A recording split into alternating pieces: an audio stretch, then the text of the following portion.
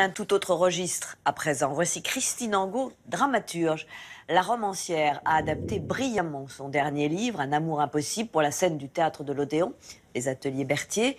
Une histoire personnelle poignante, celle de ses relations avec sa mère et avec un père qui n'a jamais voulu se soumettre à aucune loi. Un amour filial traversé d'épreuves, incarné magnifiquement par Bulogier et Maria de Medeiros, dans une mise en scène de Célie Poth. Alexia Gaillard a rencontré les trois femmes. Je peux te parler de quelque chose? Bien sûr. Parfois, j'ai l'impression d'être un petit paquet. Un amour impossible est le dernier roman de Christine Angot, paru en 2015. Et c'est la metteur en scène Célie Poth qui l'a convaincue de l'adapter au théâtre.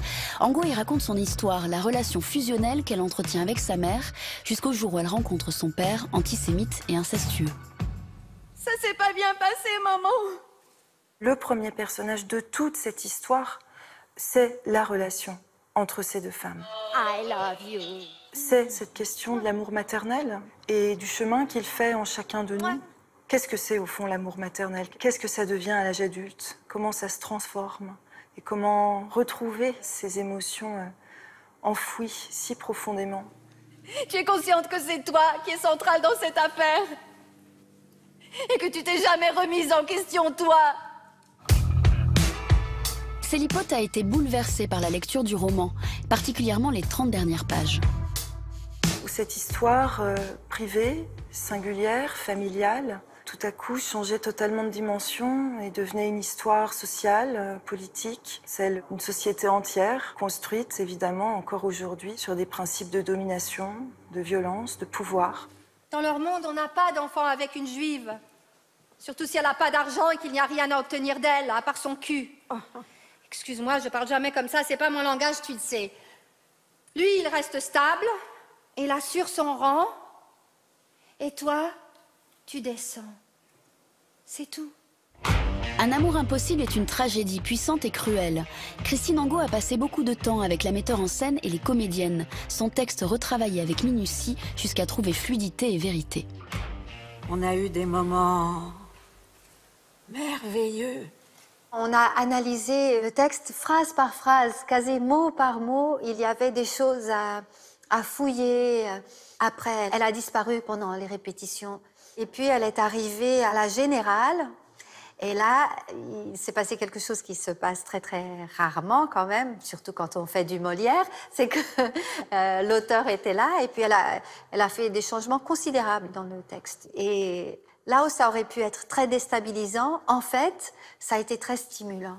Je désirais tellement fort une autre vie pour toi. Là, on peut dire qu'on a tous les avantages de travailler avec un auteur vivant, vraiment, parce qu'on sent qu'on est dans une matière vivante. Le bonheur est dans le pré. Cours-y vite, cours-y vite. Comme dans le roman, Christine et sa mère vieillissent. Reconstituer l'évolution des deux femmes sans phare ni artifice est devenu un enjeu de mise en scène. Le pari théâtral, c'est de faire tous ces âges sans changer du tout de tête ni de costume, avec juste le minimum de table, de canapé sur cette grande scène, avec ces deux petites femmes. À un moment donné, on s'était posé la question d'un changement de costume et je l'ai dit non, non, non, non, il faut que je sois habillée comme une adulte pour jouer une enfant. Je veux rien qui me facilite trop la tâche. Il est formidable, maman! Je pensais pas que j'avais un papa aussi extraordinaire! Une tâche d'autant plus ardue qu'elle consiste à incarner la violence des mots de Christine Angot. C'était des choses horribles, maman!